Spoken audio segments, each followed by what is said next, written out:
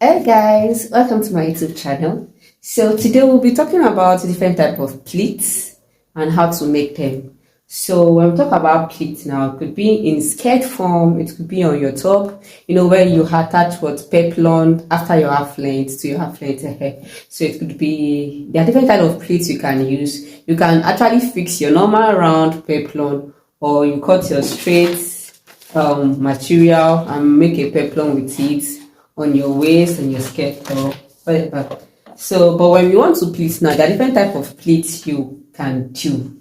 There's what we call the kiss pleats. The kiss pleats. We have the box pleats, and we also have what? The knife pleats. We have the kiss pleats. We have the box, and we have the knife pleats. So, from the name kiss now, has to do that, like they're kissing each other now. So how do we do that? I'm using this paper. Should I use this? Yes, I'm using this to explain now. So for the kiss pleat, assuming this is your skirt, let me assume this is your straight skirt. Now you've cut out straight and straight. So when you are pleating, actually you can't cut out the exact measurement of your waist. You have to cut out like times 2.5 or times 3 of your waist for the wideness now of your skirt, so that when you pleat, you come back to what the accurate number of your skirt measurement, or your waist measurement. I mean, so when you want to pleat, you ensure you leave out your zip allowance. You don't pleat that side; you leave it out, so you can shift a bit and you start your pleating. Now we are doing what's the kiss pleat now, just like this. So I picked this, came like this. So from the name kiss, they have to kiss each other. Yes. So this is one. So we pin it down. So I'll do another one now.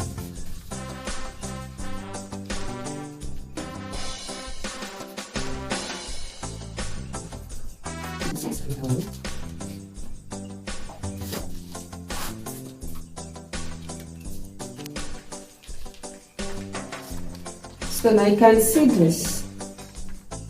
You can see they are kissing. That's why it's actually called kiss pleats. This is it. They are kissing.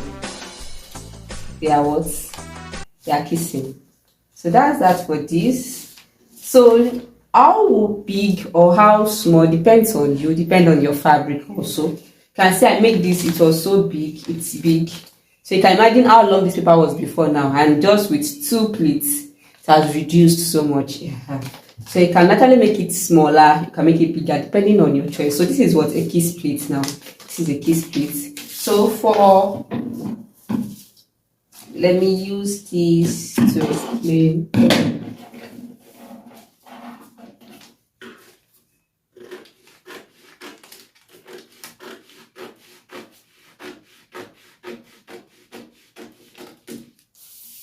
So now the next one I'll be doing now is the box pleat now. So the box pleat is actually similar to the kiss pleat in a way. Yeah, just like the opposite. This is it. The opposite of your kiss pleat is your box pleat now. You can see this box now is your box pleat. So it's also called the inverted pleat. So for that, I'll be going like this. Remember, for the kiss pleat, I came like this when I wanted to start. Sorry. I came like this when I wanted to start. So instead, I'll be going like this because I want to create a box. I hope you are seeing this. Let me check my camera. Okay. So for this, instead of starting like this now, I'm creating a box now. I'll go like this, ensuring that I'm leaving my sewing allowance space for my zip. I'm just assuming now that this is a fabric now. You can see how I went. I came like this. So I'll be going like this again.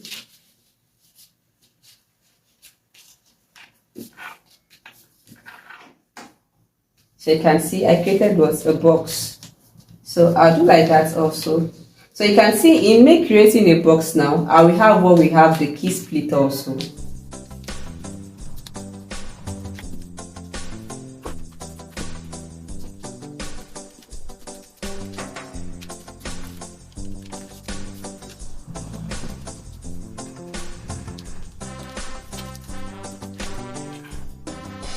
So you can see this actually looks like what is a key split. Not even look like this is a key split here, but this is actually what the box split. So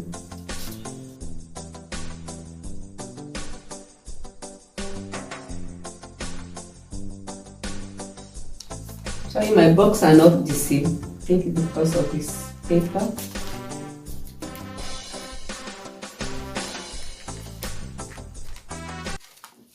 So you can see this is my box pleat, this is my box pleat, this is my box pleat, actually. My box are not the same, please ignore that, please. I'm just showing you how to actually make it. So when we are making it, to ensure that your boxes are actually, there's no really much difference. You can actually measure it before what folding it. Yeah. So this is my box pleat. So in it we also have what the key split here, key split here. So if you turn the other side also, you see you have what the key split here, another key split here also. So this is my box pleat. So you can really not tell much difference between these two until you look at this side. Can you see this side? Can you see this side? That they are different. So this is it. So this is my key split. This is my box. So now the third one I'll be showing us what is the knife pleat. So the knife pleat is just a pleating on one side. So when you are pleating a knife pleat, you don't do two different pleats like the key splits that you face left and you face right and that. For this one, if your pleats are going left, everything has to go onto the left. If you want the right, all your pleats have to go to the right. So for the key split now, so I'll be facing this side. Sorry, for the knife pleat, I mean. For my knife pleats, I'll be facing this side, this direction. So to this direction, I'll be facing till the end.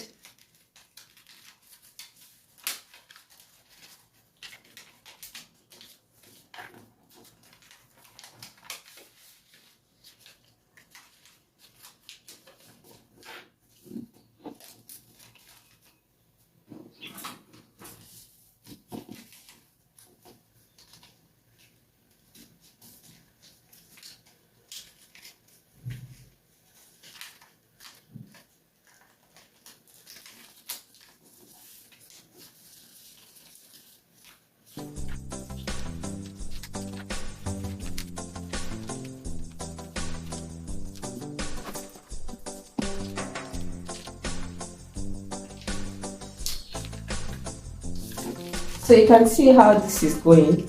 It's just facing one direction. Just one direction for that.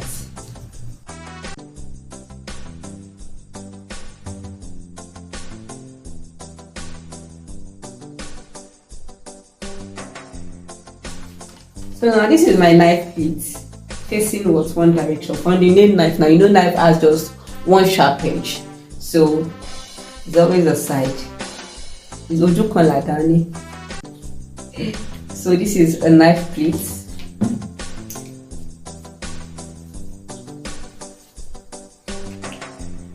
So you can see my knife pleat. This is my box, and this is my piece pleat. So those are the three different pleats now. So apart from all these pleats, you can also gather. You can use gathers. What else can we do? I think that's all. Gathers, or you want to make ruffles and all that. So I'll catch you guys in my next video. If this video has helped you, do not forget to give it a thumbs up. I'll catch you guys later. Bye.